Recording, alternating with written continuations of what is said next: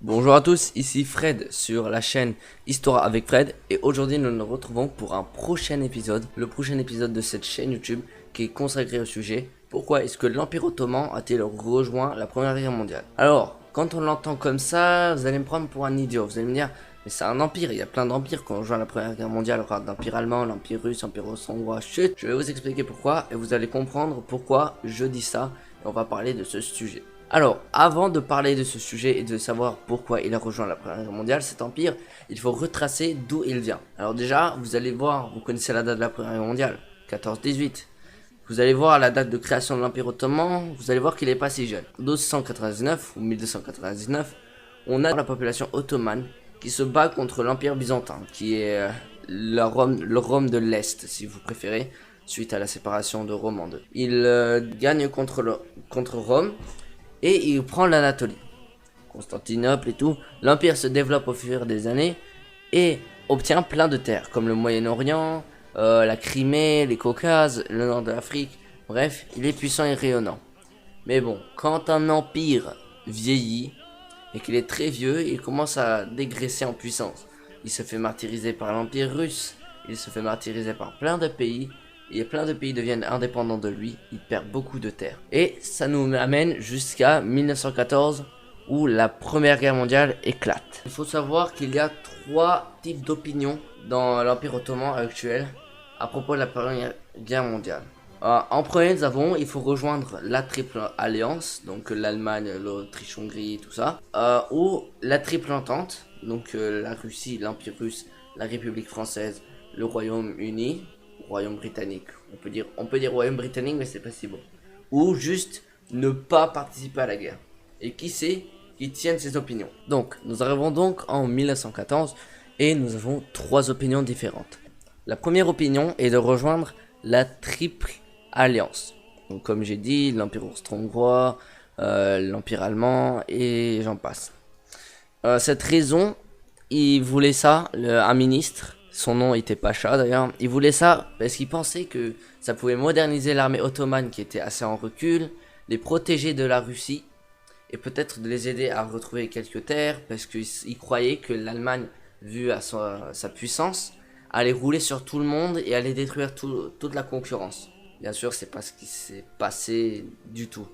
Voilà, c'est pour ça qu'il voulait passer à la triple alliance, certains, mais on avait aussi un autre côté qui voulait aller à la triple entente, donc du côté russe et du côté français, britannique. Ils croyaient que ça avait moins de risques pour l'Empire ottoman et aussi qu'ils pouvaient se battre contre leur ancien allié qui était l'Autriche-Hongrie, bon, l'Empire autrichien avant, mais voilà, c'est l'Empire austro-hongrois maintenant à cause de certaines révoltes. Ils pouvaient se battre contre certains de leurs alliés et peut-être survivre grâce à ça, ne pas avoir de problème.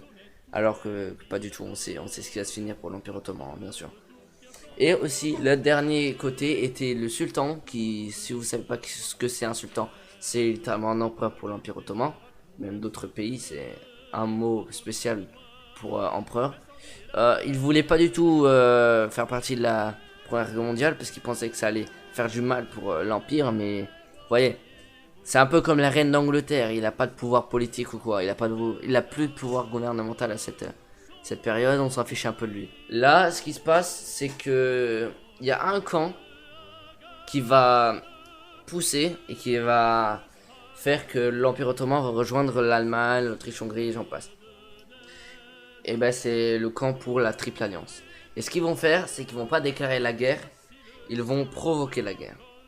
Et une chose qui a littéralement ruiné les chances de rejoindre la Triple Entente et de rester neutre pour les deux autres camps, c'est que ceux qui voulaient aller dans la Triple Alliance, ils ont bombardé quelques villes russes dans la mer Noire. Donc bien sûr, la Russie alliée à la Triple Entente, l'Empire ottoman a rejoint la Triple Alliance. Et après, on sait ce qui s'est passé, ils se sont fait rouler dessus un peu par les Russes. Et après, ils se sont fait déglinguer, dégommer par les alliés. Donc, ils ont rejoint la Triple Alliance, Triple Entente. Donc l'Empire ottoman a rejoint la Triple Alliance. La Triple Alliance, elle n'a pas réussi à détruire la Triple Entente. C'est plutôt l'autre, la Triple Entente, qui a détruit la Triple Alliance avec les États-Unis, d'un côté, oui, qui ont poussé, qui ont envoyé 2 millions d'hommes, bien sûr. Mais bon, quand même. Pourquoi ils ont fait ça? Eh ben, c'est pour justement dire, parce qu'il y avait, s'ils avaient gagné la guerre, ce qu'ils pensaient, c'est une modernisation de l'Empire ottoman, plus d'échanges de commerce entre les nations qui ont survécu, et surtout, c'était l'une des seules façons qu'ils pensaient que l'Empire pouvait survivre. Je veux dire, avec des grandes nations qui supportaient l'Empire, comparé à la Triple Entente, vous voyez, avec toutes les terres qu'ils ont perdues, ils pouvaient reprendre des terres à eux-mêmes, parce que la plupart des terres qu'ils ont perdues faisaient actuellement partie de la Triple Entente à ce moment-là. Ils pouvaient reprendre plein de terres, et surtout survivre. Mais même, si, pour mon opinion, s'ils avaient gagné la guerre, ils n'auraient pas pu survivre.